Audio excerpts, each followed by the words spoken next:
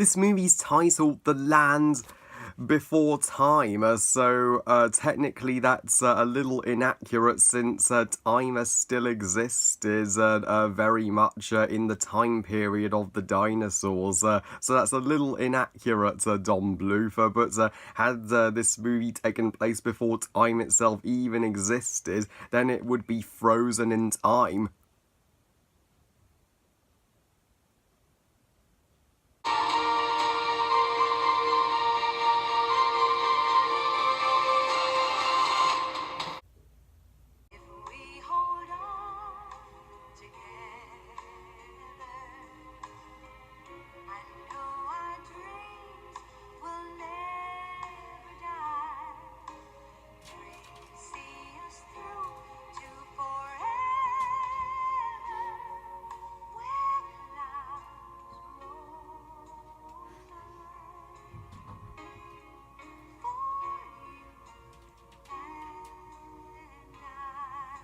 The Land Before Time, directed by Don Bluth, and is the timeless animated masterpiece from 1988. So The Land Before Time tells the story taking place in the time period of the dinosaurs, after the mother of the young long-neck Littlefoot sadly passes away after giving her life to protect Littlefoot from the bloodthirsty T-Rex Sharptooth. Littlefoot meets up with Sarah, Ducky, Petrie, and Spike, and the five friends go on a emotionally heart-wrenching but rewarding journey with the guidance of Littlefoot's mother's spirits, where they'll be reunited with their parents, the Great Valley. Don Bluth is a legendary animator. He and Walt Disney have to be the two greatest animators to exist. Don Bluth, he's aged 80 now, and he now posts drawing videos on his own YouTube channel, and he inspires me to post my own sketching videos. And he has the philosophy that sad endings suck and happy endings will forever be awesome. In his philosophy, he's like, kids can handle anything as long as you attach a happy ending. And The Land Before Time at the time, much to my relief, outgrossed Disney's Oliver and Company commercially. Don't get me wrong, Oliver and Company's a decent Disney classic, but in terms of tone, The Land Before Time felt more like a Disney classic in tone, style, and themes than Oliver and Company ever did. Don Bluth frickin' owned Disney that year. He showed Disney what he's got. And also, first things first, happy 30th anniversary to The Land Before Time. I have existed for The Land Before Time's 10th, 20th, and now 30th anniversary. Can't wait for the 100th in 2088. And 30 years later, there's so little family movies like The Land Before Time in terms of quality out there. The Land Before Time is a absolute animated masterpiece, and it's easily one of my top 10 favourite movies of all time. And this movie has it has always been there for me. It literally, I saw it on VHS at a younger age than the majority of my VHS tapes. It was one of the first movies I was ever shown to in my childhood, and it sucks that I have no idea where the VHS is, but we may purchase it on DVD or Blu-ray, we'll see. This movie is one of those movies that if I'd have never seen The Land Before Time, then I'd be a little different to how I am today. So, as for my positives with The Land Before Time, how come we have some shit in animation nowadays? The Emoji Movie, for example. How come we don't have more gems like The Land Before Time? This is a perfect movie for kids to see. As it's sincere and honest to them that life isn't perfect, but you can make it through upsets as you'll have a happy ending. Littlefoot is the awesome coming of age protagonist after he undeservedly faces the harshness of reality and so young.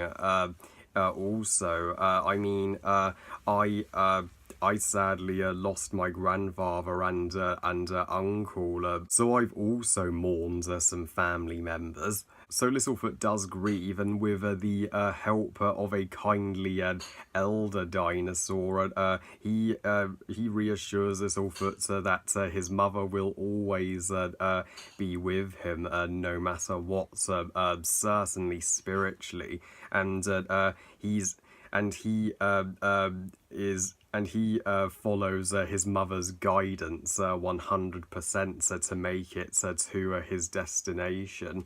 And Littlefoot also carries his precious and special tree star, which is something to remember his mother by.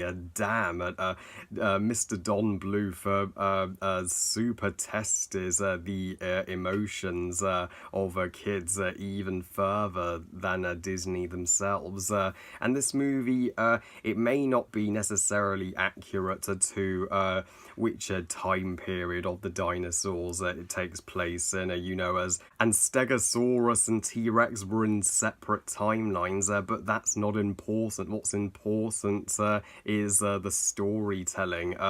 But the one thing this movie is accurate to is the movements of the dinosaurs in its animation. Sorry, Jurassic Park, but The Land Before Time got the dinosaurs accurately first. This was the first major dinosaur blockbuster before Jurassic Park. In fact, it's superior to Jurassic Park, I'd say. It's more nostalgic to us. And as for the other kids, it works flawlessly that our lead characters were kids. Had they been adult dinosaurs, I can't see that. It wouldn't have worked whatsoever.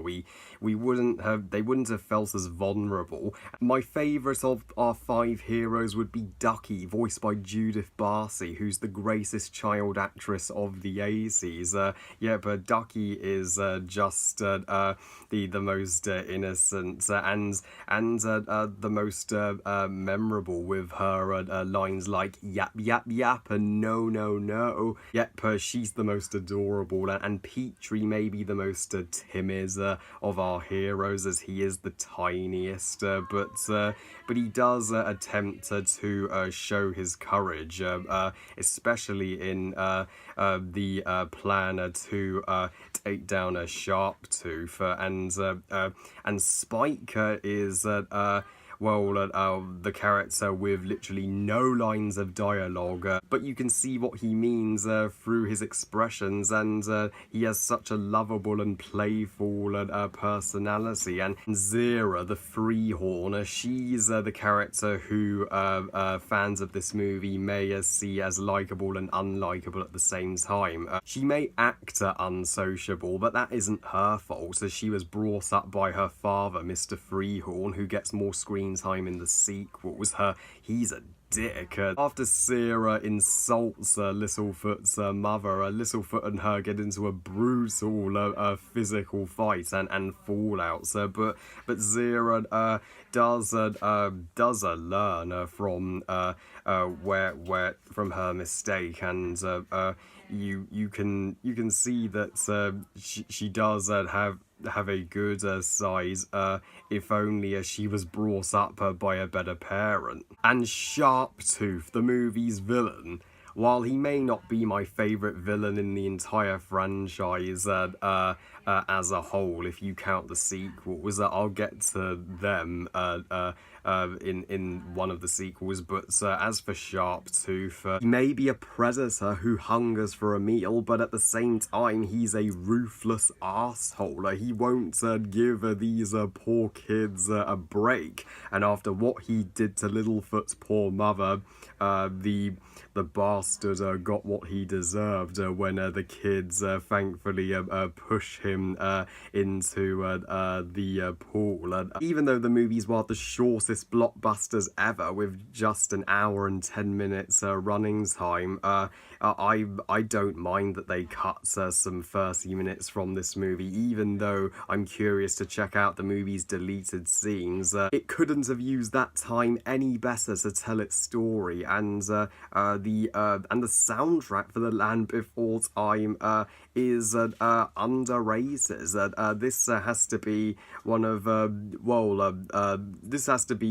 one of James Horner's most electrifying scores, and the end credits song sung beautifully by Diana Ross, If We Hold On Together.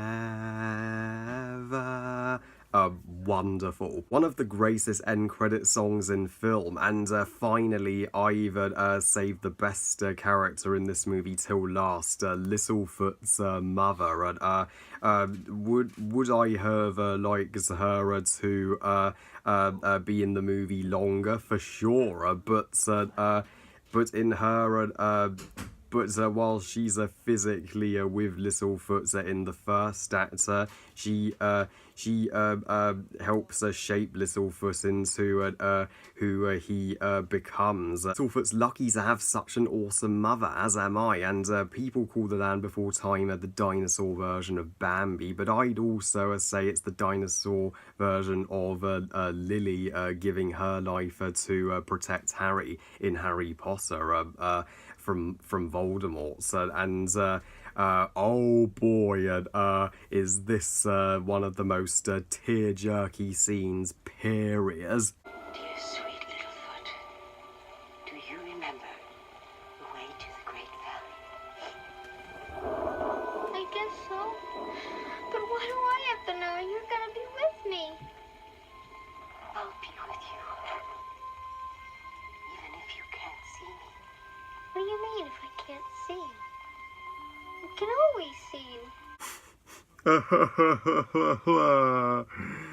How come our favourite childhood movies had to kill off the parents? I can't watch this movie without somebody to hug.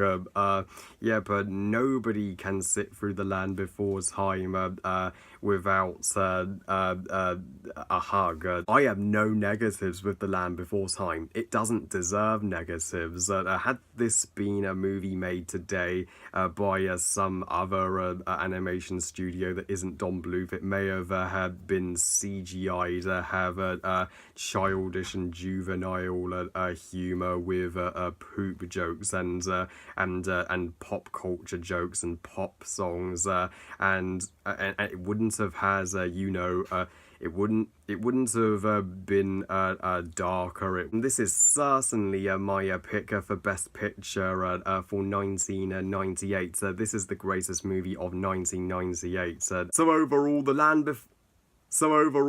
Before Time is Don Bluth's true animated masterpiece. Parents, show your kids The Land Before Time. They deserve to check it out. I give The Land Before Time 5 stars out of 5. Best movie ever. And Littlefoot's story doesn't finish there, as there is a assembly line of 13 sequels to The Land Before Time. 13. And I thought Disney were producing sequels like crazy. I'll review some of the sequels later this year, and may even review some of them in 2019 to fit each of them in. Journey Through the Mist is my personal favourite of the sequels, just to let you all know. Well, I love you guys. Thank you for watching. Hope you guys enjoyed this review. And what do you think of The Land Before Time? Please comment and let me know. Please like this video and subscribe. Please follow on Twitter and on Google Plus and on Instagram. And I'll see you next time, and remember, movies are us. Bye guys.